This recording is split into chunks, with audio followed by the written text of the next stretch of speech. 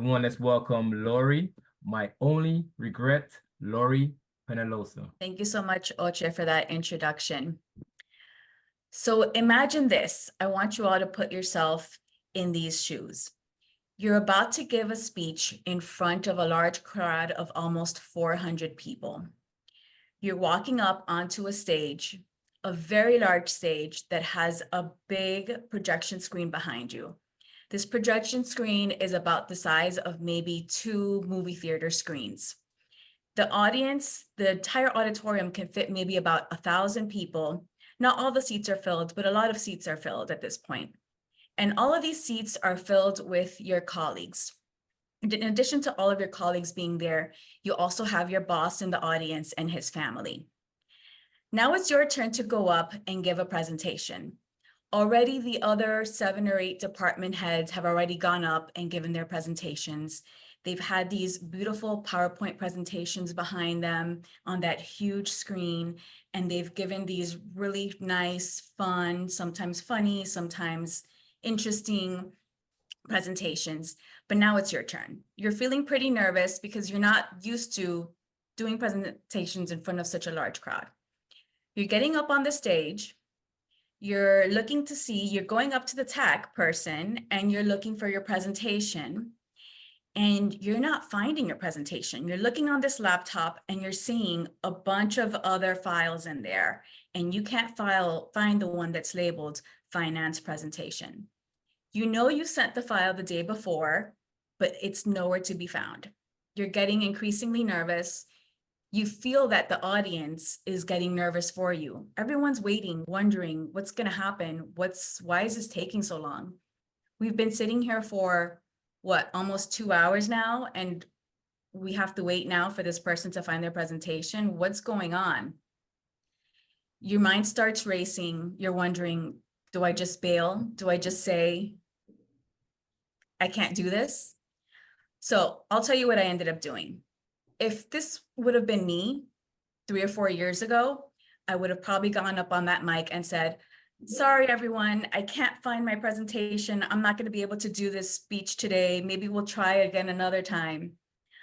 But instead, I decided, you know what? The show must go on. And I went up there and I did my speech, somehow remembered all of my points, even though I didn't have the presentation behind me, got through that speech. And when I was getting off the stage, I heard my team yelling, "Go, Lori, yeah," cheering me on.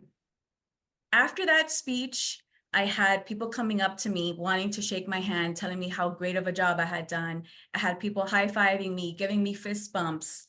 I had people come up to me and ask me, how did you become such a good speaker? I would never be able to do what you did. Wow, you're such a natural. I want to tell you my journey of how I got into Toastmasters, because I would have never have been able to get through that day without Toastmasters. This happened just recently. This happened in January of this year. When I first joined Toastmasters, I was the head of finance, the CFO for a very small museum. In that role, I had to give some presentations to the board, and I would notice myself getting very nervous amongst this group of board members. Every time I had to give up and give a presentation, my voice would shake. I would forget to say things. I felt that I wasn't properly communicating things. I would have so many nerves right before the presentation, days before the presentation. I would pray that maybe something would happen and the meeting would get canceled. I figured I needed to do something about this. So I joined Toastmasters. It was right across the street from where I worked. Back then it was in the government center building. And I said, there really is no excuse. I can make that 1 hour out of lunch, take my lunch break and go and do this Toastmasters meeting. I've always wanted to do this. Now is the time for me to do this. I started Toastmasters, and that was the beginning of a journey for me that has basically led to a lot of big things for me. Now, in that role, I ended up, wanting to move on to do something different. That was a small role for a small museum. There were like maybe 50 employees. I really felt like after a few years there that I needed to maybe do something different, that I could probably challenge myself a little bit more. I wasn't feeling challenged. So I started applying to other jobs, and that's how I got my current role at Best Buddies as the CFO for their finance department. And in my role as CFO, I have about 400 people that I'm managing the finances for.